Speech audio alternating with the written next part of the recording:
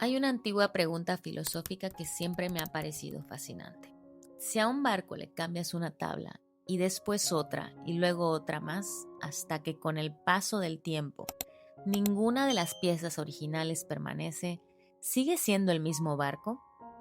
Mientras veía el tercer capítulo de Stupid Wife, no podía dejar de pensar en esa idea, porque de alguna manera sentí que la historia estaba planteando una pregunta muy parecida. Hay una frase de Luisa que me impactó por su profunda honestidad.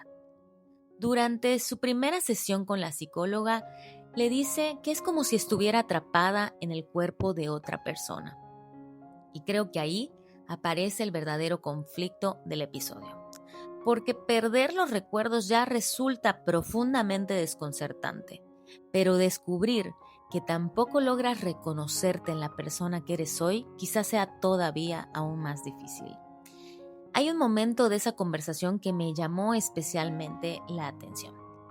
Luisa empieza a describir a su versión adulta como si estuviera hablando de alguien más, como si pudiera observarla desde afuera. Hay ideas que ya no le parecen tan relevantes, incluso se ha vuelto más flexible. Y aquello que antes parecía definitivo, ahora se siente mucho más ligero, más relativo. Como si la vida hubiera ido suavizando algunas certezas que durante mucho tiempo parecían imposibles de cuestionar. Mientras la escuchaba no podía evitar preguntarme cuántas veces, al mirar hacia atrás, también nos ha sorprendido descubrir que ya no pensamos igual que antes. No porque hayamos dejado de ser nosotras, sino porque la vida casi siempre en silencio va transformando la manera en que miramos y transitamos el mundo. Y sin embargo, rara vez somos conscientes de ese cambio mientras ocurre. Tal vez por eso resulta tan conmovedor observar lo que sucede al otro lado de la historia. Mientras Luisa intenta entender quién es esa mujer en la que ella se ha convertido, Valentina parece hacer exactamente lo contrario. Ella nunca deja de reconocerla en su mirada. Y creo que ahí está uno de los gestos más hermosos del episodio. Porque deja de intentar convencer a Luisa de quién fue y empieza poco a poco a mostrarle quién es.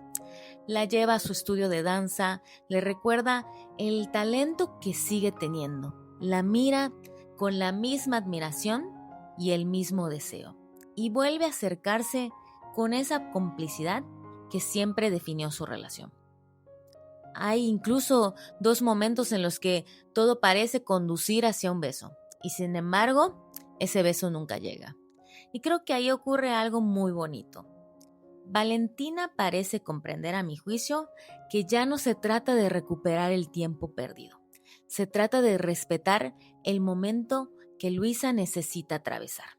De entender que amar también significa acercarse sin invadir, acompañar sin exigir. Y me pareció muy interesante que esto de alguna forma se confirmara en la conversación con la psicóloga. Porque lo que Luisa necesita no es que intenten devolverle el pasado a toda costa, sino el espacio y el acompañamiento necesarios para reconstruirse a su propio ritmo.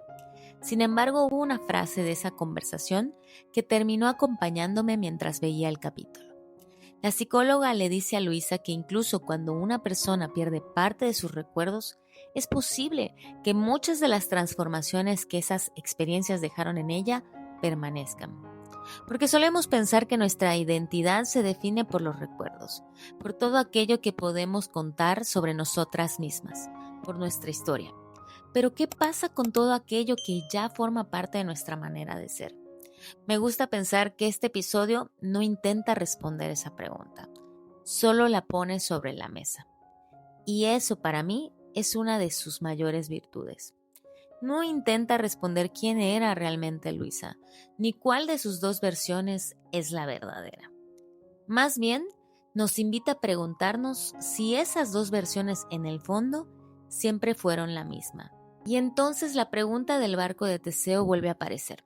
Si cambian nuestras ideas, nuestra manera de amar, nuestra manera de mirar la vida, incluso la forma en que nos reconocemos frente al espejo, y ya nada permanece del todo igual en nosotras, ¿seguimos siendo las mismas?